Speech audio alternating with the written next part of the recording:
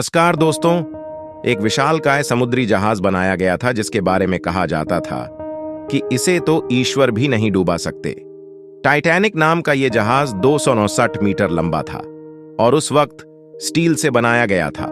चालक दल और यात्रियों को मिलाकर इस पर करीब 300 लोगों के ठहरने की सुविधा थी।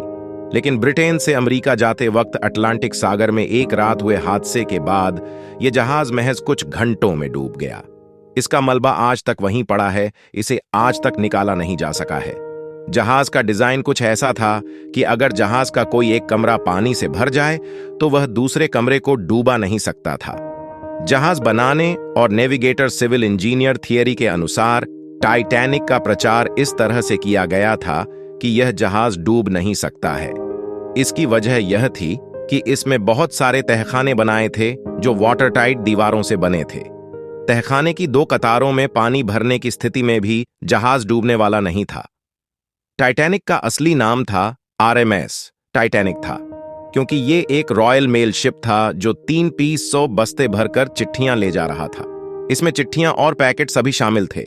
आयरलैंड के बेलफास्ट में हारलैंड एंड व्यूवुल्फ नाम की कंपनी का बनाया यह जहाज 259 मीटर लंबा, 28 मीटर चौड़ा और 53 मीटर ऊंचा था। इसमें 3 इंजन थे और इसकी भट्टियों में 600 टन तक कोयला लगता था। इसे बनाने में उस वक्त 15 लाख ब्रिटानी पाउंड का खर्च आया था और इसे बनाने में 3 साल का वक्त लगा। इसमें 300 लोगों के लिए जगह थी। पहली बार जब टाइटैनिक सफर पर निकला तो उस पर 1300 यात्री और 900 चालक दल के सदस्य सवार थे। टाइटैनिक लग्जरी जहाज था और इसकी टिकटें भी महंगी थीं। इसकी 3rd क्लास की टिकट 7 पाउंड की थी, 2nd क्लास की करीब 13 पाउंड की और 1st क्लास की टिकट की कीमत 30 पाउंड तक की थी। टाइटैनिक के डूबने से कुछ महीनों पहले 1911 में ग्रीनलैंड के दक्षिण पश्चिमी हिस्से में मौजूद एक ग्लेशियर का 500 मीटर एक बड़ा टुकड़ा उससे अलग हो गया। हवा और समुद्र की लहरों के साथ यह हिमखंड तैरता हुआ दक्षिण की तरफ जाने लगा। 14 अप्रैल की रात को यह हिमखंड, जो अब मात्र 125 मीटर का ही बचा था, टाइटैनिक से टकरा गया। हिमखंड से टकराने के बाद महज 4 घंटे के भीतर टाइटैनिक डूब गया। हादसे के वक्त टाइटैनिक 41 किलोमीटर प्रति घंटे की रफ्तार से इंग्लैंड के साउथहैम्पटन से अमेरिका के न्यूयॉर्क की ओर बढ़ रहा था। हादसे के वक्त टाइटैनिक में यात्रियों और चालक दल मिलाकर कुल 200 लोग सवार थे। हादसे में 1500 के करीब लोग भी मारे गए।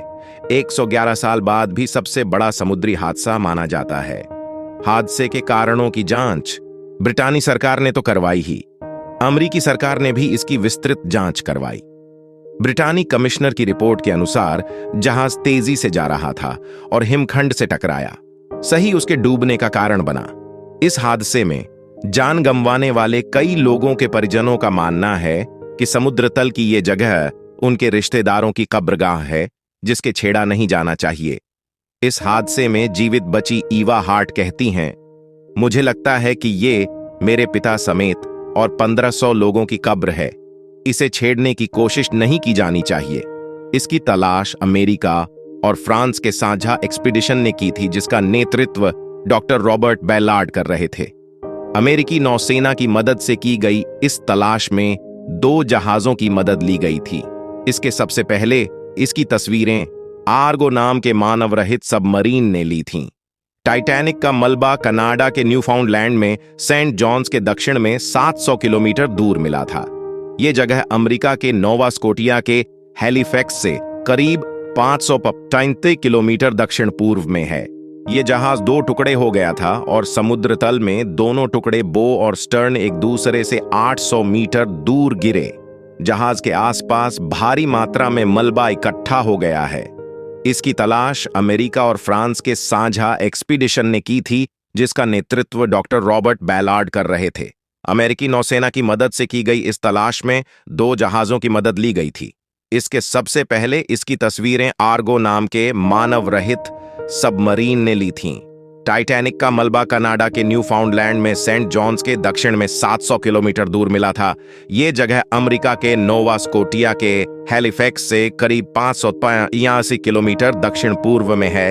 ये जहाज 2 टुकड़े हो गया था और समुद्र तल में दोनों टुकड़े बो और स्टर्न एक दूसरे से 800 मीटर दूर गिरे। जहाज के आसपास भारी मात्रा में मलबा इकट्ठा हो गया है। आपका यह वीडियो